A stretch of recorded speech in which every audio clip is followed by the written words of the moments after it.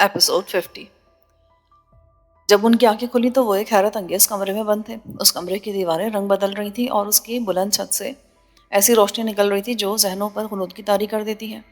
وہ کسمسا کر اٹھ تو بیٹھے، لیکن ان کے ذہن ابھی تک بوجھل تھے، جیسے غنودگی کی حالت میں ہو۔ ناگر، مہتا اور سائمن تینوں ایک ہی جگہ تھے۔ مہتا کو یاد آ رہا تھا کہ اسے جب یہ معلوم ہوا تھا کہ ناگر اور سائمن نے مل کر اسے دھوکہ دیا ہے تو اس نے جھنجھلا کر حملہ کر دیا تھا۔ پھر اسی وقت روشنی کا ایک جھماکہ سا ہوا اور ان کی نگاہیں خیرہ ہو گئیں، اور اب وہ لوگ اس کمرے میں تھے۔ اس وقت ڈاکٹر مہتا کے ذہن سے ناگر اور سائمن دونوں کے خلاف غم و غصے کا تاثر ختم ہو گیا تھا۔ اس کے ذہن میں بس یہی بات تھی کہ وہ کہاں گیا ہے اور یہ کون سی جگہ ہے۔ ان دونوں کا حال بھی اس سے مختلف نہیں تھا۔ وہ دونوں بھی پلکیں جھپکا جھپکا کر حیرت سے ادھر ادھر دیکھ رہے تھے۔ یہ ہم کہاں گئے؟ کون سی جگہ یہ؟ ناگر بولا، میں بھی حیران ہوں۔ سائمن نے کہا، ایسا لگتا ہے جیسے جادو کے زور سے کسی کمرے میں پہنچا دیا گیا ہو۔ کہیں وہ روشنی؟ ناگر کچھ کہتے کہتے رک گیا۔ اوہ، میں سمجھا تم کیا کہنا چاہ رہے ہو۔ سائمن نے گہری سانس لی۔ ہو سکتا ہے کہ تمہارے ڈیڈی مہاراجہ آف نیلم گڑھ کو بھی ہماری طرح روشنی دکھا کر یہاں لے آیا گیا ہو۔ شاید وہ ہمارے کہیں آس پاس موجود ہوں۔ میں نے تمہارے ڈیڈی کی کہانی میں کسی خلائی مخلوق وغیرہ کی کہانی بھی سنی تھی۔ ہو سکتا ہے کہ ہم لوگوں کو بھی اسی مخلوق نے اغوا کر لیا ہو۔ تم لوگوں نے میرے ساتھ جو سلوک کیا ہے وہ میں کبھی نہیں بھولوں گا۔ مہتا نے غراتے ہوئے کہا، اب ختم بھی کرو، پہلے یہاں سے نکلنے کی بات کرو، اس کے بعد ہم لوگوں سے نمٹتے رہنا۔ ناگر نے اس کی بات کاٹی۔ مہتا جس بس ہو کر رہ گیا۔ ناگر ٹھیک کہتا تھا، یہ وقت ایسی باتوں کا نہیں تھا۔ سب سے پہلے مہتا اٹھ کھڑا ہوا۔ اس کے ذہن پر ابھی تک دھند چھائی ہوئی تھی۔ چھت سے آتی روشنی نے اعصاب پر غنودگی مسلط کر رکھی تھی۔ اس روشنی کا تاثر حیرت انگیز تھا۔ وہ اعصاب کو تھپک تھپک کر سلانے کے لیے کوئی جبر نہیں کری تھی، بلکہ اس نے میٹھی سی ہلکی غنودگی اور بوجھل پن طاری کر دیا تھا۔ ایک حیرت کی بات یہ بھی تھی کہ اس کمرے کا کوئی دروازہ نہیں تھا اور نہ ہی کوئی روشن دان دکھائی دے رہا تھا۔ اس کے باوجود انہیں گھٹن کا احساس نہیں ہو رہا تھا۔ مہتا نے دیواریں ٹٹولنی شروع کر دی، لیکن اسے ناکامی ہوئی۔ وہاں کوئی خفیہ راستہ نہیں تھا، کسی دروازے کا احساس نہیں ہوا تھا۔ وہ تھک ہار کر ان دونوں سے کچھ فاصلے پر آ کر بیٹھ گیا۔ خوش آمدید۔ اچانک کسی طرف سے آواز آئی۔ وہ سب چونک پڑے۔ کون ہو تم؟ تم نے ہمیں قید کیوں کر رکھا ہے؟ سائمن نے کہا، ہم ہر اس شخص کو اپنا مہمان بنا لیتے ہیں جو ہمارے کام کا ہوتا ہے۔ تم تینوں بھی بڑے کام کے ہو، اور تم اور تمہارا ساتھی ناگر لوگوں کو بلیک میل کرنے میں اپنا جواب نہیں رکھتے۔ تم نے بلیک میل کرنے اور ذہنی اذیت دینے کے لیے ایسے ایسے طریقے ایجاد کر رکھے ہیں جو تم ہی جیسے عقلمند لوگوں کے ذہن میں آ سکتے ہیں۔ اور تمہارا تیسرا ساتھی ڈاکٹر مہتا شخصیات کو تبدیل کرنے میں اپنا ثانی نہیں رکھتا۔ یہ اس کے پاس ایک ایسا فن ہے جو بہت کم لوگوں کو نصیب ہوا ہوگا۔ کیا تم ہم لوگوں کو جانتے ہو؟ ناگر نے پریشان ہو کر پوچھا۔ ظاہر ہے، بنا جانے میں سب کیسے کہہ سکتا تھا۔ بہرحال اب تم لوگ ہمارے پاس آ گئے ہو، اس لیے اب تم ہمارے لیے کام کرو گے، ہماری تنظیم کے لیے۔ یہ نہیں ہو سکتا، تم ہمیں مجبور نہیں کر سکتے۔ مجھے معلوم ہے کہ تم اتنی آسانی سے ہماری بات نہیں مانو گے، کیونکہ تم ایک ضدی باپ کے ضدی بیٹے ہو۔ تو کیا میرے پتا مہاراج؟ ہاں، وہ بھی ہمارے پاس مہمان ہیں۔ مجھے افسوس ہے کہ ان کے ساتھ کچھ ایسی حرکتیں کرنی پڑ گئیں جو ان کی شان کے خلاف تھیں، پر کیا کیا جائے؟ جب کسی سے کام لینا ٹھہرا تو اس قسم کے حربے اختیار کیے جاتے ہیں۔ اسی لیے ہم نے ان کے ساتھ بھی کچھ زیادتیاں کر دیں اور اب وہ ہمارے کام کے ہو گئے ہیں۔ تم ان سے کیا کام لینا چاہتے ہو؟ ظاہر ہے، دولت مند آدمیوں سے ان کی دولت حاصل کرنے کے علاوہ اور کیا کام لیا جا سکتا ہے؟ جیسے تم نے لوگوں کو بلیک میل کر کے کروڑوں روپے جمع کر لیے ہیں، اور اب تمہاری یہ دولت ہمارے کام آئے گی۔ میں بھی اس سلسلے میں کیا کر سکتا ہوں؟ تمہارا ملک ہی ایسا ہے کہ قدم قدم پر روپے کی ضرورت پڑتی ہے۔ اگر روپے ہوں تو پورے ہندوستان کے لوگ سجدہ کرنے کو تیار ہو جائیں، اگر روپے نہ ہو تو کوئی مسکرا کر بھی نہیں دیکھتا۔ اس لیے ہمارا سب سے پہلا کام یہی ہے کہ روپے جمع کر لیے جائیں۔ تم چاہے کچھ بھی کہتے رہو، میں اپنی دولت تمہارے حوالے نہیں کروں گا۔ ظاہر ہے، یہ کام آسانی سے کون کرتا ہے، اور وہ بھی تم جیسا آدمی۔ مجھے تمہاری دولت لیتے ہوئے افسوس ہوگا مسٹر ناگر، کیونکہ اتنی بے شمار دولت تم نے بڑی محنت سے حاصل کی ہے۔ نہ جانے کتنے لوگوں کی زندگی تباہ کی ہوگی، کتنے لوگوں کو خودکشی پر مجبور کر دیا ہوگا، تب کہیں جا کر اتنی دولت تمہارے پاس آئی ہے۔ لیکن کیا کروں، میری بھی کچھ مجبوریاں ہیں، اس لیے مجھے اپنے آپ پر جبر کرتے ہوئے دولت حاصل کرنا ہی پڑے گی۔ میں نے کہہ دیا نا، میں اپنی دولت تمہارے حوالے نہیں کر سکتا، تم چاہے کچھ بھی کر لو۔ اب سے کچھ دنوں پہلے اگر تم یہ کہتے تو میں واقعی مشکل میں پڑ جاتا، کیونکہ اس وقت تک ہمارا ٹرانسپیرنٹ پلانٹ مکمل نہیں ہوا تھا، اسی لیے مجبوراً مجھے لوگوں پر تشدد کرنا پڑتا تھا۔ کچھ لوگ تو فوراً ہی تشدد کے آگے گھٹنے ٹیک دیتے تھے، اور کچھ اتنے ضدی ہوتے تھے کہ میرے تشدد کے سارے طریقے ناکام ہو جاتے تھے۔ تمہارا باپ بھی انہی لوگوں میں سے ہے۔ اس پر ہم نے بہت تشدد کیا، لیکن وہ جیدار شخص ہر تشدد برداشت کر گیا۔ لیکن میں نے کہا نا کہ اب ایسا نہیں ہو سکتا، اب ہمیں کسی پر تشدد کرنے کی ضرورت نہیں ہے۔ ٹرانسپیرنٹ پلانٹ مکمل ہو چکا ہے، اب تم چاہو یا نہ چاہو وہی ہوگا جو میری مرضی ہوگی۔ آخر تم ہو کون؟ مجھے کچھ ایسا شبہ ہو رہا ہے جیسے میں تمہیں جانتا ہوں۔ سائمن نے پوچھا۔ ہم دونوں ایک دوسرے کو اچھی طرح جانتے ہیں مسٹر سائمن، لیکن میں تمہیں یہ بتا دوں کہ چونکہ تم بھی ایک سائنسدان ہو، اس لیے تمہارے سامنے کسی دوسرے سیارے یا خلائی مخلوق وغیرہ کی بات نہیں چلے گی، کیونکہ تم نے یہاں تک اندازہ کر لیا ہوگا کہ یہ سب سائنس کے کرشمے ہیں، اور تم نے ہمارے ٹرانسپیرنٹ پلانٹ کے بارے میں بھی اندازہ کر لیا ہوگا۔ ہاں، مجھے کچھ اندازہ ہو گیا ہے، یعنی تم اپنے سائنسی شعبوں کی مدد سے لوگوں کو اغوا کرتے ہو اور پھر انہیں اپنے مقصد کے لیے استعمال کرتے ہو۔ یہ ٹرانسپیرنٹ پلانٹ تم نے اسی لیے بنایا کہ اگر کوئی تمہارا ساتھ نہ دینا چاہے تو تم اسی جیسا کوئی دوسرا انسان تخلیق کر لو۔ یہی بات ہے مسٹر سائمن، اب تم ناگر کو صورتحال سمجھاؤ، میں جا رہا ہوں۔ پھر وہ آواز غائب ہو گئی۔ بھگوان کے لیے کچھ بتاؤ، چکر کیا ہے؟ یہ آدمی کیا کہہ رہا تھا؟ ناگر نے وحشت کے عالم میں سائمن کا بازو پکڑ لیا۔ آئی تھنک اس آدمی نے اپنے سائنسی سلطنت قائم کر رکھی ہے۔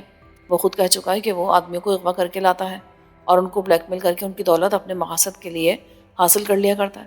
ظاہر ہے کہ ایک سائنسی سلطنت کو برقرار رکھنے کے لیے بہت دولت کی ضرورت ہوگی۔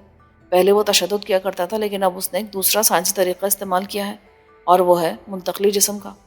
میں سمجھا نہیں۔ وہ اس پلانٹ کے ذریعے تم جیسے کئی ناگر تخلیق کر سکتا ہے؟ یہ ناممکن ہے۔ نہیں، ناممکن نہیں ہے، اس دور میں سب کچھ ممکن ہے۔ اور اب مجھے یاد آنے لگا کہ یہ شخص کون ہے۔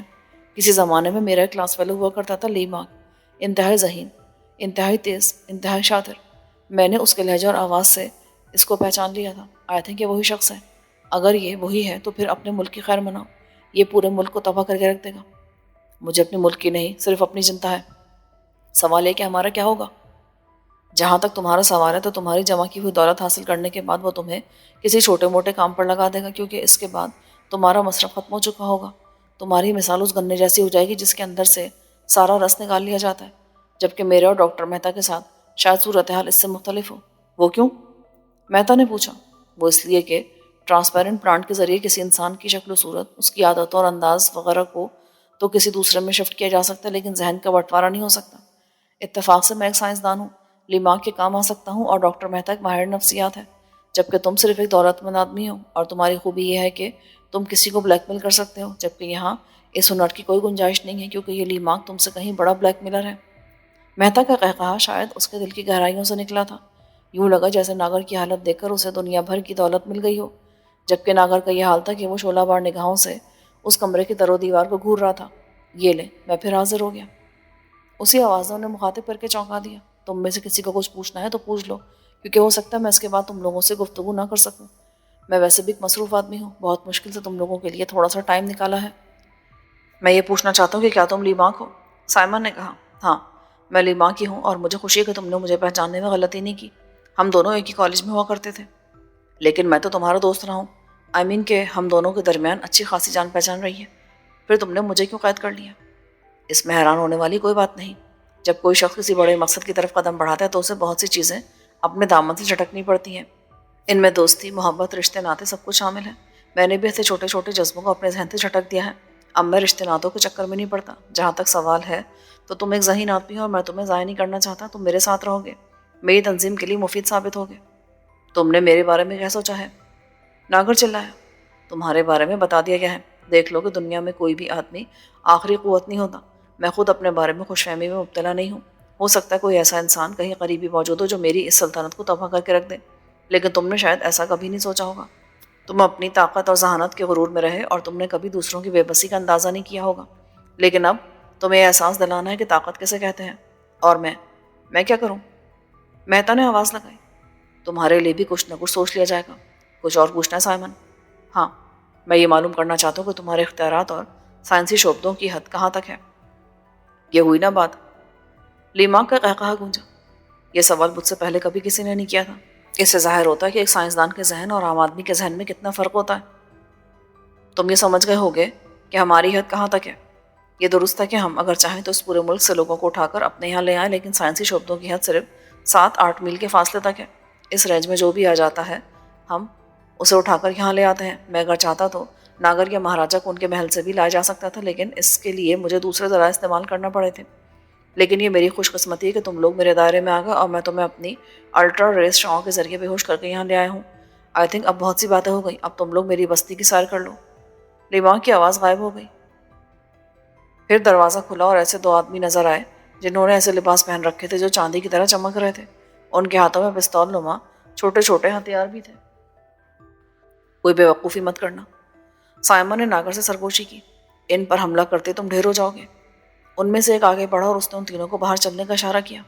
नहीं, मैं नहीं जाऊंगा। ये लोग मुझे ज़बरदस्ती यहाँ से नहीं ले जा सकते। नागर अचानक बेफर उठा। ये क्या है माकत है नागर, ये क्या कर रहे हो? साइमन जल्दी से बोल पड़ा, लेकिन नागर पर उस वक्त जुनून तारी हो चुका था। उसने अचानक साइमन पर छलांग लगा दी और वो दोनों एक दूसरे से उलझ कर फर्श पर गिर पड़े। मेहता हैरत से नागर की इस कैफियत को देख रहा था। नागर एक ऐसे ठंडे पित्ते का मुजरिम था जो इश्तियाल में आना नहीं जानता था, लेकिन इस वक्त ना जाने उसे क्या हो गया था। वो दोनों दूसरे से लिपटे हुए फर्श पर लुढ़कते फिर रहे थे, जबकि कमरे में आने वाले दोनों आदमियों का रद्द-ए-अमल बहुत अजीब था। वो बिल्कुल खामोश खड़े थे, जैसे उन्हें इस झगड़े से कोई दिलचस्पी ना हो।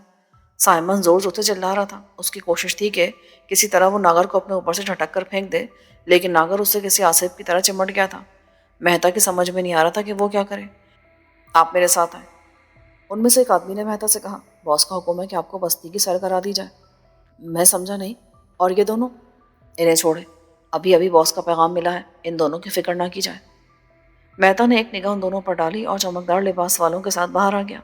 उसके बाहर आते ही वो दीवार पहले की तरह बराबर हो गई। मेहता को कमरे से बाहर आते ऐसा लगा जैसे वो डिज्नीलैंड में चला आया हो। पूरा माहौल ऐसा था कि निगाहों को यकीन नहीं आ रहा था कि ज़मीन पर भी ऐसी बस्ती मौजूद होगी। ली मार्क ने उन्हें यह बता दिया था कि ये एक साइंसी बस्ती है, और वो ये नहीं बताता तो मेहता खुद को किसी दूसरे सैयारे पर समझने लगता।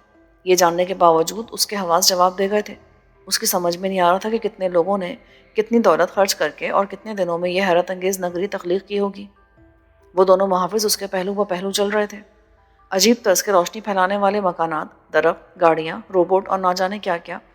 उसने वहाँ ऐसे लोगों को भी देखा जिनसे मुख्तलिफ काम लिए जा रहे थे। उन लोगों के साथ साथ चमकदार लिबास वाले लोग भी मौजूद थे, गोया उनकी निगरानी कर रहे हों। फिर अचानक उन लोगों के दरमियान मेहता को राय बहादुर जगजीत सिंह भी दिखाई दे गया। मेहता हैरत से आंखें फाड़े राय बहादुर की तरफ देखता रहा। मेहता उस आदमी को बहुत अच्छी तरह जानता था।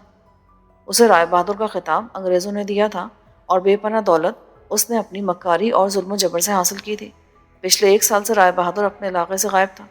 बताया गया था कि वो शिकार खेलने गया था और फिर अपने साथियों से अलग हो गया और लौट कर नहीं आया। उसके बारे में यही ख्याल किया गया था कि वो मर चुका है, लेकिन अब राय बहादुर उसके सामने था। मेहता सोच भी नहीं सकता था कि राय बहादुर जैसे आदमी की इतनी बुरी हालत भी हो सकती है। उसके जिस्म पर बहुत मामूली सा लिबास था, मजदूरी वाला। चेहरे पर नकाहत तारी थी, गाल अंदर की तरफ धंस गए थे और आंखों के गिर्द हल्के बने थे। मेहता की अगर याददाश्त अच्छी ना होती तो शायद वो राय बहादुर को कभी नहीं पहचान सकता, और अभी वो राय बहादुर की हालत पर गौर कर ही रहा था कि कोई आदमी चलते चलते उससे टकरा गया। उसने मुड़कर देखा और उसकी हालत अजीब हो गई। उससे टकराने वाला भी राय बहादुर ही था।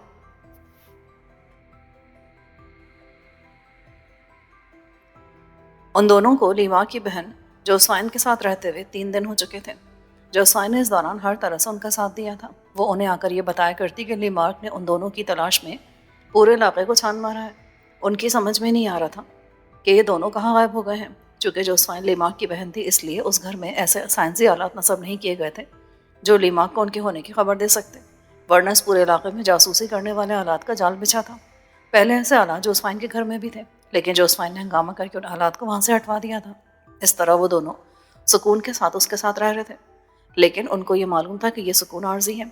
आखिर वो कितने दिनों तक यहाँ छुपे रह सकते हैं। वैसे उनके लिए बहुत बड़ी बात थी कि खुद लीमा की बहन भी उसके खिलाफ थी। उसने अपने भाई के खिलाफ उन दोनों की मदद की थी। बलराम और महाराजा दोनों ही उस लड़की से बहुत मुतासिर नजर आते थे। जोसफाइन का इरादा था कि वो कोई रास्ता देखकर उन दोनों को उस इलाके से बाहर भेज देगी, लेकिन बलराम ने इस तरह जाने से इनकार कर दिया था। वो उस पूरे कारखाने, उस बस्ती को तबाह कर देना चाहता था। वो एक मुहिब्बे वतन, ज़हीन और बहादुर आदमी था। उसे अपनी जान की कोई परवाह नहीं थी। वो अपने मुल्क की ज़मीन पर पैदा हो जाने वाले इस नासूर को जड़ से ख़त्म कर देना चाहता था। वो जानता था कि इस साइंसी नगरी में उसकी कोई हैसियत नहीं, कोई बिसात नहीं। वो अकेला इन लोगों का कुछ नहीं बिगाड़ सकता, लेकिन इसके बावजूद उसने अपने तौर पर कुछ कर गुजरने का इरादा कर लिया था। और अब यही हाल महाराजा का भी था। न जाने क्या सोचकर उन्होंने भी बलराम का साथ देने का फैसला कर लिया था। एक दिन जोसफाइन ने उन दोनों को एक ऐसी खबर सुनाई जो उनके लिए बहुत परेशानी का बायस थी। उस वक्त वो दोनों चाय पी रहे थे जब जोसफाइन घर में आई। वो एक मखसूस अंदाज से दस्तक दिया करती थी, जिससे वो समझ जाते थे कि ये जोसफाइन है। अगर दस्तक देने का अंदाज मुख्तलिफ होता तो वो दोनों उस स्टोर रूम में बंद हो जाया करते जो जोसफाइन ने उनके लिए मखसूस कर दिया था। वो चाय पी रहे थे जब उन्हें जोसफाइन की मखसूस दस्तक ने चौंका दिया। इस तरह चौंकने की वजह यह थी कि वो बहुत जल्दी वापस आ गई थी। बलराम ने दरवाज़ा खोल दिया। जोसेफाइन बड़ी परेशान से अंदर है। क्या बात है, खैर तो है? लीमार्क ने हिंदुस्तान पर कब्जा करने का जो प्लान बनाया था ना, उसकी तकमील का वक्त अब आन पहुंचा है। क्या मतलब? दोनों ने चौंक कर उसकी तरफ देखा। माय गॉड, तुम तसव्वुर भी नहीं कर सकते कि अब कैसी तबाही मचने वाली है। वो जो चाहे कर सकता है। उसके शैतानी जहन ने जो कारनामा अंजाम दिया है वो पूरी इंसानी तारीख में आज तक किसी ने भी नहीं दिया होगा। वो अपनी मिसाल आप है। ज़रा इत्मीनान से बताओ बेटी, मसला क्या है? महाराजा ने पूछा। उसने ट्रांसपेरेंट प्लांट मुकम्मल कर लिया। इसका मतलब है कि सब के सब उसके इख्तियार में चले गए। मैं अब भी नहीं समझ सका। उसके हसास कंप्यूटर को किसी भी इंसान के बारे में मुकम्मल मालूमात फराहम कर दी जाती है, यानी वो कैसा है, उसका कद कितना है, वज़न कितना है, आदतें क्या क्या है, अंदाज़ तहरीर क्या है, आवाज़ कैसी है। फिर वो कंप्यूटर उस इंसान की सैकड़ों नकलें तैयार कर देता है, यानी एक इंसान के हज़ारों इंसान। ये क्या कह रही हो तुम? इस तरह तो... बलराम उछल पड़ा। हाँ, मैं ऐसी खतरे की निशानदेही करना चाहती हूँ। अगर वो चाहे तो अपनी लाखों की फौज तैयार कर सकता है, इस मुल्क के हुक्मरान की सैकड़ों नकलें तैयार करवा सकता है। अब तुम खुद अंदाज़ा लगा लो कि इस तरह कितनी अफरा तफरी मचने वाली है, कितना बड़ा तूफान आने वाला है। उसके पास आदमियों की कोई कमी नहीं होगी। उसकी फ़ौज हिंदुस्तानी फ़ौज से भी तादाद में 100 गुना ज़ायद हो जाएगी। पूरे मुल्क में उसके आदमी दिखाई देंगे। फिर क्या होगा? ये तो बहुत ख़तरनाक बात है बेटी, बहुत ही ख़तरनाक। लेकिन क्या ऐसा मुमकिन है? मुझे तो यूँ लगता है जैसे मैं किसी जादू नगरी की कहानियाँ सुन रहा हूँ। इस दौर में सब कुछ मुमकिन हो गया महाराजा साहब। ये साइंस की महराज का दौर है। यहाँ अकल कम होकर रह गई है। तो फिर इसका इलाज क्या होगा? इसका सिर्फ एक ही इलाज है कि किसी तरह उस प्लांट को तबाह कर दिया जाए, लेकिन ऐसा होना नामुमकिन है। इतने सख्त हिफाजती इंतजाम किए गए हैं कि खुद लीमार्क को 100 तरह की सिक्योरिटी से गुजरना पड़ता है। उस हॉल तक रसाई नामुमकिन है। तो फिर क्या हम उस शैतान को मनमानी करने दें? वो तो उस इजाद की बदौलत पूरी दुनिया को तलपट करके रख देगा। यही तो मसला पैदा हो गया है। उस प्लांट के तख्लीक करदा इंसानों के साथ एक बात यह भी है कि अगर असल इंसान को हलाक कर दिया जाए तो उस जैसे जितने भी बनाए गए होंगे सब के सब खुद ही हलाक हो जाएंगे। लेकिन सवाल है कि हज़ारों की भीड़ में हम कहाँ असल इंसान को तलाश करते फिरेंगे और किस किस को हलाक करेंगे? ये तो वाकई बहुत बुरा हुआ। बलराम ने कहा। हो सकता है कल तुम्हें जोसेफाइन भी सैकड़ों की तादाद में घूमती हुई दिखाई दे जाए। जोसेफाइन ने उन दोनों की तरफ देखते हुए कहा, क्योंकि वो मेरे बारे में सब कुछ जानता है। अपने आप को बचाने के लिए वो सैकड़ों लीमार्क तख्लीक कर डाले तो फिर क्या होगा? अगर उसके पास किसी का रिकॉर्ड ना हो तो? बलराम ने किसी ख्याल के तहत पूछा। तो फिर कुछ नहीं होगा, क्योंकि उसे उस शख्स के बारे में कुछ मालूम ही नहीं होगा, तो वो कंप्यूटर को कहाँ से फीड करेगा? मेरे जहन में एक बात आ रही है। वो क्या? देखो, इस मुल्क को बल्कि इस पूरी दुनिया को इस शख्स के शैतान इरादों से बचाने के लिए हम में से किसी न किसी को कुर्बानी देना होगी। मुमकिन है हम तीनों इस मकसद में काम आ जाए, लेकिन हमने अपनी जानें देकर भी दुनिया को इस आने वाले तूफान से बचा लिया तो ये बहुत बड़ी कामयाबी होगी। मैं सोच रहा हूँ कि क्या हम में से कोई शख्स किसी तरह उस प्रांत तक पहुँच सकता है या नहीं। इस सिलसिले में मैं खुद अपने आप को पेश करूँ। अगर मुझे किसी तरह उस प्रांत तक पहुँचा दिया जाए तो हो सकता है कि वहाँ पहुँच कर उसे तबाह करने का कोई तरीका मेरे जहन में आ जाए। बलराम ने कहा। लेकिन असल मसला तो वहाँ तक पहुँचने का है। महाराजा बोले, तुमने सुना नहीं कि वहाँ कितने ज़बरदस्त हिफाजती इंतजाम किए गए हैं?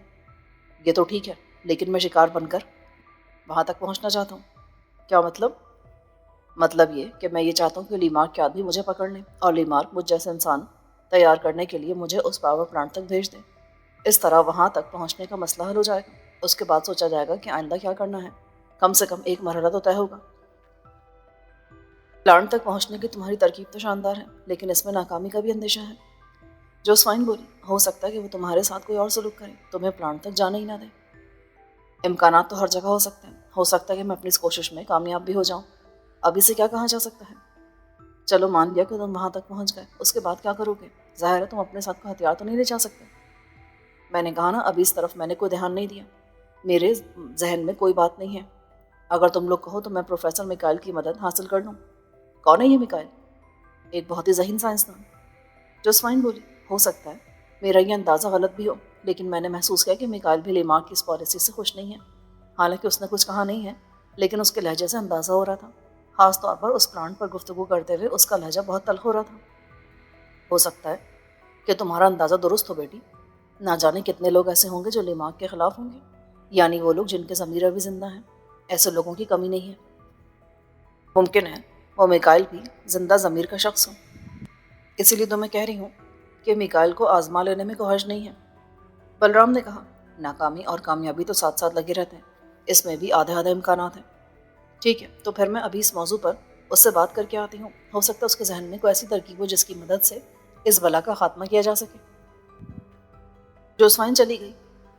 وہ اس شام ایک ادھیڑ عمر آدمی کو اپنے گھر لے آئی۔ یہ ڈاکٹر میکائل تھے جس کے بال سفید ہو چکے تھے، لیکن اس کی روشن آنکھیں حرارت کا احساس دلا رہی تھیں۔ جوزفائن نے اس وقت تک اسے مہاراجہ اور بلرام کے بارے میں کچھ نہیں بتایا تھا۔ وہ ان دونوں کو اسی اسٹور میں چھپا کر گئی تھی جہاں وہ جا کر چھپا کرتے تھے۔ آپ یہاں اطمینان سے باتیں کر سکتے ہیں مسٹر میکائل، کیونکہ یہاں جاسوسی کرنے والے آلات نہیں ہیں۔ یہ تو بہت اچھی بات ہے۔ ظاہر ہے تم کو تو خصوصی رعایت حاصل ہوگی ہی۔ یہ رعایت حاصل ہوئی نہیں ہے بلکہ حاصل کی گئی ہیں۔ شاید آپ کو معلوم نہیں کہ مسٹر میکائل، میں بھی یہاں رہنے والے ان ہزاروں لوگوں سے مختلف نہیں ہوں جو یہاں سے بے بسی کی زندگی گزارے ہیں۔ کیا کہہ رہی ہو تم؟ میکائل نے حیرت سے کہا، میں سچ کہہ رہی ہوں۔ مجھے نہیں معلوم کہ میں آپ سے جو کچھ کہنے والی ہوں وہ راز آپ تک ہی محدود رہے گا یا نہیں، لیکن میں نے بہت مجبور ہو کر یہ قدم اٹھایا ہے، کیونکہ میرے سامنے اپنے ضمیر کو مطمئن کرنے کا اس کے علاوہ اور کوئی راستہ نہیں ہے۔ تم کہنا کیا چاہتی ہو؟ ہم دونوں کو ایک دوسرے پر اعتماد کرنا پڑے گا مسٹر میکائل۔ یہ درست ہے کہ لیماک میرا بھائی ہے، اس کا میرے علاوہ کوئی نہیں ہے۔ ہم دونوں نے ایک دوسرے کے ساتھ بہت محبت بھی کی ہے، لیکن اب میرے اور اس کے راستے بالکل مختلف ہو گئے ہیں۔ اس نے شیطانیت اختیار کر لی ہے، اب وہ کسی کا دوست نہیں رہا۔ تم ٹھیک کہتی ہو، لیکن میں… شاید آپ کو ابھی تک میرے خلوص پر یقین نہیں آیا، تو ٹھیک ہے، اس میں آپ کا بھی کوئی قصور نہیں ہے۔ آپ کو محتاط ہی رہنا چاہیے کیونکہ میں لیماک کی بہن ہوں، لیکن میرے پاس آپ پر سچائی ثابت کرنے کے لیے ایک ایسا ثبوت موجود ہے جس کو دیکھ کر آپ حیران رہ جائیں گے۔ ٹھہریں، پہلے آپ وہ ثبوت دیکھ لیں، پھر باتیں ہوں گی۔ جوزفائن اٹھی اور اس کمرے کی طرف آ گئی جس میں بلرام اور مہاراجہ چھپے ہوئے تھے۔ تم دونوں کو میکائل کے سامنے چلنا ہوگا۔ ہو سکتا ہے کہ یہ جوا ہو، لیکن خطرہ تو مول لینا ہی پڑے گا۔ ٹھیک ہے، میں تیار ہوں، اور میں بھی۔ وہ دونوں جوزفائن کے ساتھ ڈرائنگ روم میں آئے جہاں میکائل بیٹھا تھا۔ میکائل جوزفائن کے ساتھ دو آدمیوں کو دیکھ کر حیران رہ گیا۔ اس کے تاثرات یہ بتا رہے تھے کہ وہ ان دونوں کو نہیں پہچانتا۔ یہ دیکھیں، میری سچائی کا ثبوت۔ کون ہے یہ لوگ؟ یہ وہی دونوں ہیں جن کی تلاش میں لیماک ناکام ہو چکا ہے۔ کیا یہ وہی دونوں آدمی؟ ہاں، یہ وہی دونوں ہیں جو جنگل سے غائب ہوئے تھے، یعنی بلرام اور مہاراجہ آف نیلم گڑھ۔ اوہ، اب میں سمجھا۔ تو ان دونوں کو تم نے پناہ دے رکھی ہے، اسی لیے انہیں تلاش نہیں کیا جا سکا۔ جی ہاں۔ اب بتائیں کہ آپ اب بھی یہ سمجھتے ہیں کہ میں اپنے بھائی کا ساتھ دے رہی ہوں؟ ہرگز نہیں۔ تم نے لیماک کے مخالفین کو پناہ دے رکھی ہے، اس سے بڑا ثبوت اور کیا ہو سکتا ہے؟ اور اب میں بھی یہ کھل کر کہہ رہا ہوں کہ میں بھی تمہاری طرح ایک زندہ ضمیر کا انسان ہوں، اس لیے اس کے منصوبوں اور ارادوں سے مجھے اختلاف ہے، لیکن میں اس کے خلاف کچھ اس لیے نہیں کر سکتا کہ برائی کے سمندر میں میری حیثیت ہی کیا ہے، ایک قطرے کی طرح۔ میں اس کی طاقت اور ذہانت کا مقابلہ نہیں کر سکتا، اس لیے خاموش ہو کر رہ گیا۔ آپ نے اسے دل سے برا سمجھا مسٹر میکائل، اس لیے آپ بھی ہمارے ساتھ اس جنگ میں شریک ہیں۔ بلرام نے کہا، لیکن ہماری یہ بے معنی جنگ کوئی اہمیت نہیں رکھتی۔ ہم لیماک کے مضبوط قلعے میں کوئی رخنہ نہیں ڈال سکتے۔ کئی بار میں نے ایسی خواہش کی، لیکن ہر بار اپنے دل کو محسوس کر کے رہ گیا۔ اب یہ حالت ہو گئی کہ کھلی ہوئی بے حس آنکھوں سے اس کے منصوبوں کو تکمیل تک پہنچتے ہوئے دیکھتا رہتا ہوں، لیکن کچھ کر نہیں سکتا۔ اور اب تو اس نے ٹرانسپلانٹ کی بھی تیاری تکمیل کر لی ہے۔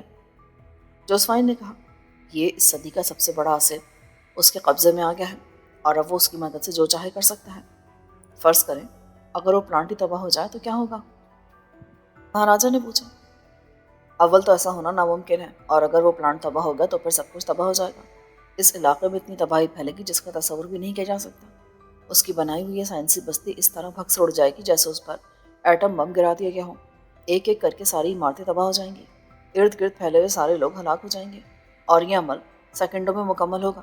لیماک سمیت سبھی فنا ہو کر رہ جائیں گے، لیکن یہ صرف اسی وقت ہوگا جب کوئی اسے تباہ کرنے کے ارادے سے اس پلانٹ تک پہنچنے میں کامیاب ہو جائے، اور ایسا نہیں ہو سکتا۔ کیا اس پلانٹ کو دوسری چیزوں سے منسلک کر دیا گیا ہے؟ میرا مطلب ہے کہ صرف پلانٹ کی تباہی سے باقی سب کچھ کس طرح تباہ ہوگا؟ بلرام نے پوچھا۔ لیماک نے اپنے اس اہم ترین پلانٹ کی حفاظت کے لیے یہ ترکیب اختیار کی ہے۔ وہ جانتا ہے کہ اگر کسی نے اسے تباہ کرنے کی حماقت کی تو وہ اپنے ساتھ ساتھ ہزاروں دوسرے لوگوں کو بھی تباہ کر دے گا، اس لیے لیماک کے خیال میں اس حماقت کی کوئی جرات نہیں کر سکتا۔ کاش میں کسی طرح اس پلانٹ تک پہنچ سکتا۔ بلرام نے کہا، ویسے میرے ذہن میں اس پلانٹ تک پہنچنے کی ترکیب ہے۔ وہ کیا؟ کون سی ترکیب؟ ویسے تو اس پلانٹ تک جانا مشکل ہے، لیکن اگر لیماک کسی کی نقل تیار کرنے چاہے تو میرا خیال ہے اس شخص کو یقیناً پلانٹ تک جانا پڑتا ہوگا۔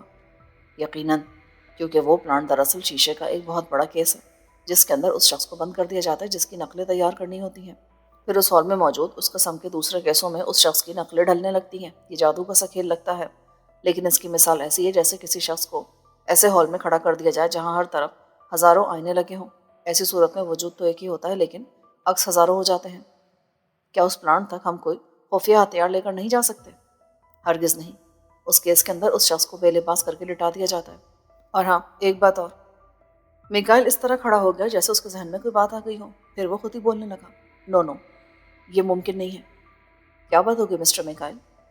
آپ کے ذہن میں اگر کوئی ناممکن ترکیب بھی ہے تو بھی ہمیں بتا دیں، ہو سکتا ہے کوئی راستہ نکل ہی آئے۔ ایک ترکیب ہے تو، لیکن یقینی موت کے ساتھ۔ میں اس کے لیے بھی تیار ہوں، بلرام نے کہا۔ بات یہ ہے کہ میں ہر قسم کے بم بنانے میں ماہر ہوں۔ میں نے ایسے سے بم ایجاد کیے جنہیں صرف تصور کی مدد سے پھاڑا جا سکتا ہے، اور یہ بم ایسی تباہی برپا کر سکتے ہیں جن کا تصور بھی محال ہے۔ میں نے بموں کو مختصر کرنے کا ہنر جان لیا ہے۔ میں ایک انتہائی طاقتور بم کو اتنا مختصر کر سکتا ہوں کہ وہ کوٹ کے بٹن کے برابر ہو جائے، اور کمال یہ کہ اس کی دبا کاری کی قوت اپنی جگہ برقرار رہتی ہے۔ یہ تو بہت اچھی بات ہے۔ اگر مجھے کوئی ایسا بم مل جائے تو میں پلانٹ تک پہنچنے کی کوشش کر سکتا ہوں۔ نہیں، بم مل جانے کے باوجود وہاں تک پہنچنا مشکل ہے۔ اس کی وجہ میں بتا چکا ہوں، یعنی اس ہال تک جہاں وہ پلانٹ رکھا گیا ہے کوئی بھی لباس پہن کر نہیں جا سکتا۔ ہر ایک کو بے لباس ہو کر جانا پڑتا ہے، اور بے لباس ہونے کے بعد بھی حساس حالات پوری طرح اس کی تلاشی لیتے ہیں۔ ایسی صورت میں صرف ایک ہی طریقہ رہ جاتا ہے۔ وہ کیا؟ وہ طریقہ یہ ہے کہ وہ بم جسم کے اندر موجود ہو۔ کیا؟ ہاں، یہ ایک طریقہ ہے۔ اگر اس بم کو آپریشن کے ذریعے کسی کے جسم میں رکھ دیا جائے تو پھر وہ بم اس پلانٹ تک پہنچ سکتا ہے۔ لیکن اسے بلاسٹ کرنے کی ترکیب کیا ہوگی؟ خیال کے ذریعے۔ فریکوینسی ایک کر دی جاتی ہے، اس کے بعد خیال کی لہروں کے ذریعے اس بم کو پھاڑا جا سکتا ہے۔ آپ آپریشن کا بندوبست کریں، میں اس بم کو جسم کے اندر رکھنے کے لیے تیار ہوں، بلرام نے کہا۔ میں نے تم دونوں کے لیے ان ہیروں کو چرانے کا ایک بندوبست کر دیا ہے، رتنا نے موہن اور سوہن کو بتایا۔ موہن سوہن نے بستی کے سردار گووندا کے خاص آدمی رتنا پر ساری صورتحال واضح کر دی تھی، اور اسے اس بات پر اکسایا تھا کہ وہ ان ہیروں کی چوری کا بندوبست کروا دے تاکہ وہ ہیرے چرا کر سرداری کے اصل اختیاروں کو دے دیے جائیں، اور وہ ان ہیروں کی مدد سے اس بستی کے سردار بن کر ان غیر ملکیوں کو باہر نکال دیں جنہوں نے بستی پر اپنا تسلط قائم کر رکھا تھا۔ موہن نے رتنا سے کہہ دیا تھا کہ وہ جب بھی اس قسم کا کوئی بندوبست کرنے میں کامیاب ہو جائے تو آ کر ان کو بتا دے۔ اپنے وعدے کے مطابق رتنا ان دونوں کو یہ بتانے کے لیے چلا آیا تھا۔ اس سے یہ بات بھی ثابت ہوئی تھی کہ وہ اور گووندا اس بستی سے غیر ملکیوں کے تسلط کو ختم کرنے کے لیے کتنے سنجیدہ تھے۔ موہن نے رتنا کو اس پتے سے آگاہ کر دیا جہاں ان دونوں نے اپنی رہائش اختیار کر رکھی تھی۔ رتنا نے آتے ان دونوں کو یہ خبر سنا دی۔ یہ تو بہت اچھی بات ہے، میں سمجھ رہا تھا کہ تم کوئی نہ کوئی طریقہ تلاش کر ہی لوگے۔ ہاں، میں نے اور گووندا نے دونوں نے مل کر اس مسئلے پر بہت غور کیا، بہت سوچا۔ اس طرح گووندا کی سرداری تو ختم ہو جائے گی، لیکن اس کا ذہنی سکون اسے واپس مل جائے گا۔ وہ بہت الجھ کر رہ گیا ہے۔ اس کے پاس دولت بھی ہے اور کسی حد تک اقتدار بھی حاصل ہے، لیکن فائدہ کیا؟ اس کی آزادی سلب کر لی گئی ہے، پہرے بٹھا دی گئے اس پر۔ تم لوگ اپنی آنکھوں سے اس کی حالت دیکھ چکے ہو۔ ہاں، آج رات کسی بھی وقت اس مجسمے کے کسی حصے کو توڑ دیا جائے گا۔ رتنا بولا۔ کیا؟ یہ کیا کہہ رہے ہو؟ یہ کون سی ترکیب ہوئی؟ یہی وہ واحد طریقہ ہے جس کی مدد سے تم دونوں اس مجسمے کے قریب پہنچ سکتے ہو اور موقع دے کر ان ہیروں کو نکال سکتے ہو۔ میں سمجھا نہیں، آخر ہوگا کس طرح؟ اگر وہ مجسمہ کسی جگہ سے بھی ٹوٹ گیا تو ہم اس کے پاس کس طرح سے جا سکیں گے؟ اس کی تم فکر مت کرو، ہم نے سب بندوبست کر لیا ہے۔ تم دونوں مجسمہ ساز کی حیثیت سے اس مجسمے کی مرمت کے لیے اس کے پاس جاؤ گے۔ اس طرح اس مجسمے کے گرد جو الیکٹرانک حفاظتی حصار قائم کیا گیا وہ بھی ختم ہو جائے گا، اور تمہیں ان ہیروں کو نکالنے کا موقع مل جائے گا۔ یہ تو زبردست ترکیب ہے، لیکن ہمیں مجسمہ سازی نہیں آتی۔ کیا ضرورت ہے اس کی؟ ہمیں تو وہاں جا کر دوسرا کام کرنا ہے، موہن نے کہا، پھر رتنا کی طرف دیکھتے ہوئے بولا۔ اس میں کوئی شک نہیں کہ تمہاری ترکیب زبردست ہے، لیکن اس میں خطرہ یہ بھی ہے کہ وہ لوگ اتنے الو نہیں ہیں کہ ہمارے کام کے دوران ہماری نگرانی نہ کریں۔ وہ یقیناً نگرانی کریں گے، لیکن تمہیں جو اوزار فراہم کیے جائیں گے ان میں ایسے بم بھی ہوں گے جو دھوئیں بکھیرتے ہیں۔ ہم نہیں چاہتے کہ مندر کے اس حصے میں خون خرابہ ہو، اس لیے دھوئیں والے بم کا انتظام کیا گیا ہے۔ تم ان ہیروں کو حاصل کرنے کے بعد یا اس سے پہلے ان بموں کے ذریعے بے ہوش کر دینے والا دھواں پھیلا کر خود وہاں سے نکل سکتے ہو۔ یہ دیکھ لو کہ ہم نے تمہارا کام کتنا آسان کر دیا ہے، لیکن شرط ہے کہ تم لوگ ان ہیروں کو مندر سے باہر لا کر میرے حوالے کر دو گے۔ میں باہر ہی کھڑا رہوں گا۔ یہ بات تو ہم نے پہلے ہی کہہ دی تھی آپ سے، موہن نے کہا۔ ہمارا مقصد صرف یہ ہے کہ یہ علاقہ غیر ملکیوں سے خالی ہو جائے، چاہے اس کے لیے کچھ بھی کرنا پڑے، چوری ہی صحیح۔ بس تو پھر ٹھیک ہے، ہمارے درمیان معاہدہ ہو گیا ہے۔ جب تم وہ ہیرے مندر سے باہر لا کر دو گے تو پھر ہم ان ہیروں کو ان کے حقداروں کے حوالے کر دیں گے، اور اس تعاون کے لیے ہم تمہارے شکر گزار بھی ہوں گے۔ مجسمہ سازی کے اوزار، بم اور دیگر ہتھیار تمہیں آج شام تک مل جائیں گے۔ مندر کا بڑا پجاری ہمارے ساتھ ہے، تمہارے بارے میں انہیں بتا دیا جائے گا کہ تم لوگ ماہر مجسمہ ساز ہو، اسی لیے تمہیں اس مجسمے تک پہنچنے میں کوئی دشواری نہیں ہوگی۔ لیکن میں ایک بار پھر واضح کر دوں کہ تم لوگ اگر یہ چاہو کہ ان ہیروں کو غائب بھی کر دیا جائے تو پھر شاید ایسا نہیں کر سکو گے۔ دیکھو بھائی، اگر تم ہمیں دھمکی دینا چاہتے ہو یا ہم پر بھروسہ نہیں ہے تو اس قصے کو یہیں ختم کر دو، یہ بار بار جتلانے کی ضرورت نہیں ہے۔ موہن تلخی سے بولا، معاف کرنا دوست، بات صرف اتنی کہ ہم ان ہیروں کی طرف سے بہت جذباتی ہو جاتے ہیں کیونکہ وہ ہمارے لیے بہت حیثیت رکھتے ہیں، وہ ہمارے لیے بہت مقدس ہیں۔ اسی لیے من ڈرتا ہے کہ کہیں ایسا نہ ہو کہ وہ ہیرے مندر سے بھی نکل جائیں اور ہمارے ہاتھ بھی نہ آ سکیں۔ اس صورت میں ہم تباہ ہو کر رہ جائیں گے۔ تمہیں ہماری اس پریشانی اور احتیاط کا پورا اندازہ ہے۔ موہن نے کہا، تم بے فکر رہو، ان ہیروں سے ہمارا کوئی واسطہ تعلق نہیں ہے۔ ہمارا کام صرف اتنا ہوگا کہ ہم کسی طرح ان ہیروں کو مندر سے باہر لا کر تمہارے حوالے کر دیں۔ اس کے بعد ہمارا مشن مکمل ہو جائے گا اور ہم یہاں سے چلے جائیں گے۔ ان کے درمیان معاہدہ طے پا گیا۔ رتنا خوشی خوشی واپس گیا۔ اس کے جانے کے بعد سوہن نے موہن سے کہا، کیا تم اس شخص کو بیوقوف سمجھتے ہو؟ یہ تم سے کس نے کہہ دیا؟ پھر جب ہم ان ہیروں کو باہر لائیں گے تو ہمیں گھیر کر ہماری مکمل تلاشی لی جائے گی۔ ایسی صورت میں ہماری محنت کا فائدہ کیا ہوگا؟ سب ٹھیک ہو جائے گا، تم بس دیکھتے رہو۔ ہیرے جب ہمارے پاس ہوں گے ہی نہیں تو پھر وہ برآمد کہاں سے کریں گے؟ کیا مطلب؟ کیا تم وہ ہیرے نہیں چراؤ گے؟ چراؤں گا ضرور، لیکن ان ہیروں کو مندر سے باہر نہیں لاؤں گا۔ میں جہاں بھی جاتا ہوں اپنی آنکھیں کھلی رکھتا ہوں۔ پچھلی بار جب ہم مندر میں گئے تھے تو میں نے ایک ایسی جگہ دیکھ لی تھی جہاں وہ ہیرے چھپائے جا سکتے ہیں۔ بعد میں وہاں سے ان ہیروں کو نکال لینا دشوار نہیں ہوگا۔ لیکن تم رتنا کو کیا جواب دو گے؟ کہہ دوں گا کہ ہیرے چرانے کا موقع ہی نہیں مل سکا۔ موہن نے کہا، لیکن اگر اس نے ہیرے غائب دیکھ لیے تو پھر کیا ہوگا؟ اول تو اتنی دیر میں ہم بہت دور نکل چکے ہوں گے۔ اس کے علاوہ ان ہیروں کی جگہ نقلی ہیرے بھی لگا دیے جائیں گے۔ تمہارا کیا خیال ہے کہ میں نے اپنے منصوبے میں کوئی خامی رکھی ہوگی؟ ایسا ہرگز نہیں ہے۔ میرے پلان میں کوئی کمی بیشی نہیں ہے۔ میں نے بہت سوچ سمجھ کر یہ منصوبہ بنایا ہے، سمجھے؟ مجھے تم پر بھروسہ ہے موہن، لیکن تم نے یہ بھی سوچا ہے کہ ہم یہاں سے نکلنے میں کس طرح کامیاب ہوں گے؟ میرا مطلب اس بستی سے کیسے نکلیں گے؟ اس کا بندوبست بھی ہو جائے گا۔ تو پھر تم لوگوں کو تیاری کر لینی چاہیے۔ ہمیں تیاری کرنی کیا ہوتی ہے؟ ہم تم ہر جگہ خالی ہاتھی جایا کرتے ہیں۔ سوہن خاموش ہو گیا۔ اسے موہن کی باتوں سے اختلاف کی جرت نہیں تھی۔ اسی شام رتنا نے بہت سے اوزار ان دونوں کے لیے بھجوا دیے۔ وہ سارے اوزار مجسمہ سازی کے کام آتے تھے۔ انہی اوزاروں کے درمیان چھوٹے چھوٹے دھواں پھیلانے والے بم بھی تھے۔ اس کے علاوہ 2 عدد گیس ماسک بھی تھے۔ گویا رتنا نے اپنی جانب سے ان دونوں کے لیے مکمل انتظام کر دیا تھا۔ اس تمام سامان کے علاوہ رتنا کی جانب سے 1 عدد زبانی پیغام بھی تھا جو اوزار پہنچانے والے نے انہیں بتایا۔ اس نے بڑے احترام کے ساتھ ان دونوں کو مخاطب کرتے ہوئے کہا، آپ دونوں کے لیے عزت مآب رتنا نے یہ پیغام بھیجوایا ہے کہ آپ کل صبح ہی اپنا کام کر سکتے ہیں۔ آپ کے لیے راستے ہموار کر دیے گئے ہیں۔ ٹھیک ہے، ہم نے ان کا پیغام وصول کیا۔ موہن نے ایک شان سے کہا، ان سے کہہ دینا کہ ہم اپنے منصوبے پر پورا عمل کریں گے۔ یار، کہ کسی قسم کا دھوکہ نہ ہو۔ رتنا کے پیامبر کے جانے کے بعد سوہن نے کہا، وہ کچھ متفکر دکھائی دے رہا تھا۔ کیسا دھوکہ؟ یار تم بھی عجیب آدمی ہو، سارے حالات تمہارے سامنے ہیں۔ یہ تو ہے، لیکن سب کچھ اتنی آسانی کے ساتھ ہو رہا ہے کہ مجھے وشواس نہیں ہو رہا۔ لگتا ہے کہیں نہ کہیں کوئی نہ کوئی گڑبڑ ضرور ہے، ورنہ یہ مہم اتنی آسان بھی نہیں تھی۔ بعض اوقات جب کوئی دشواری اچانک آسان ہو جائے تو اسی قسم کا اندیشہ ہوا کرتا ہے، اسی لیے تمہیں سب کچھ ناقابل یقین محسوس ہو رہا ہے، ورنہ میرے خیال کے مطابق پریشانی کی ایسی کوئی بات نہیں ہے، سب ٹھیک ہے۔ وہ رات انہوں نے بہت دیر تک ایک دوسرے کو قائل کرنے کی کوشش کرتے ہوئے گزاری۔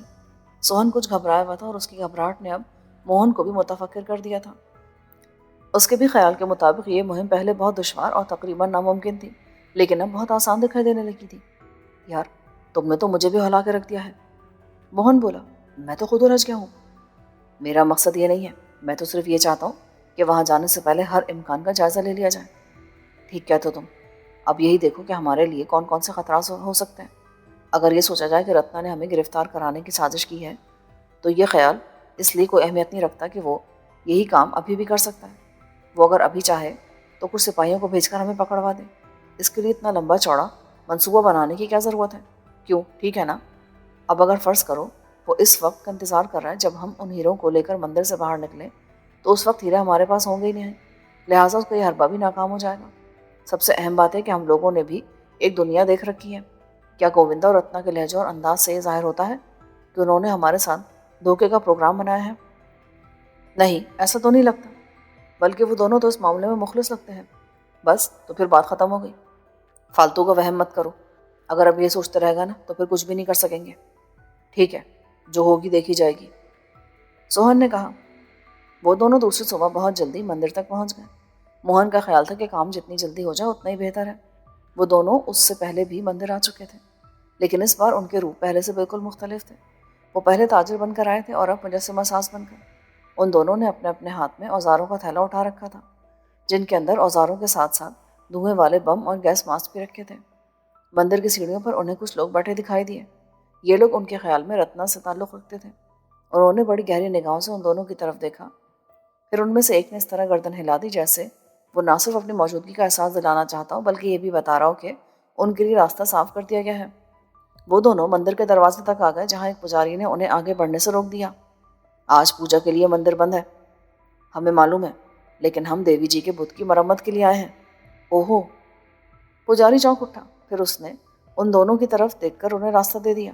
ٹھیک ہے، اندر آ جاؤ، لیکن یہ اوزاروں کے تھیلے تمہیں میرے حوالے کرنا ہوں گے۔ یہ کیسے ہو سکتا ہے؟ اگر ہم نے اوزار تمہیں دے دیے تو ہم کیا خالی ہاتھ سے مرمت کریں گے؟ چنتا مت کرو، یہ سامان بعد میں تمہارے پاس پہنچ جائے گا، پہلے سے اچھی طرح چیک کیا جائے گا۔ ان دونوں نے دوسرے کو الجھی ہوئی نگاہوں سے دیکھا۔ یہ صورتحال ان کی توقع کے بالکل برعکس تھی۔ انہی تھیلوں میں تو سب کچھ تھا۔ تھیلے ان کے حوالے کر دینے کا مطلب تھا کہ وہ خود ہی اپنے گلے میں پھانسی کا پھندا ڈال لیں۔ اس دوران کچھ اور لوگ بھی ان کے قریب آ گئے تھے۔ کیا کر رہے ہو بے وقوفوں؟ پجاری نے سرگوشی کی۔ تمہیں رتنا جی نے بھیجا نا؟ اوہ! موہن نے گہری سانس لی، پھر اپنا تھیلا پجاری کی طرف بڑھا دیا۔ یہ لے مہاراج۔ پجاری نے ان دونوں کے تھیلے لے لیے، پھر ان دونوں کو مختلف مرحلوں سے گزارنے کے بعد اس تہہ خانے میں پہنچا دیا گیا جہاں اصل مورتی رکھی تھی۔ یہاں پہلے کی طرح کئی عدد غیر ملکی بھی دکھائی دے رہے تھے، جو خودکار ہتھیار لیے اپنی اپنی جگہ بالکل چوکس کھڑے تھے۔ ان دونوں کے تہہ خانے میں آتے ہی تہہ خانے کا دروازہ بند کر دیا گیا۔ موہن سوہن کے لیے یہ ایک بہت بڑی بات تھی کہ ہال میں موجود محافظوں کو ہٹایا نہیں گیا تھا، اور اس سے بڑی بات یہ تھی کہ وہ مورتی بالکل صحیح و سالم تھی، اس کا کوئی بھی حصہ ٹوٹا ہوا دکھائی نہیں دے رہا تھا۔ ان دونوں نے بیک وقت بوکھلا کر اپنے چاروں طرف دیکھا، اور ٹھیک اسی وقت اس تہہ خانے میں گیس پھیلنی شروع ہو گئی۔ یہ ایسی گیس تھی جس نے ان دونوں کو بے ہوش کر دیا۔ ان کے جسم بے جان ہو کر ایک طرف لڑک گئے۔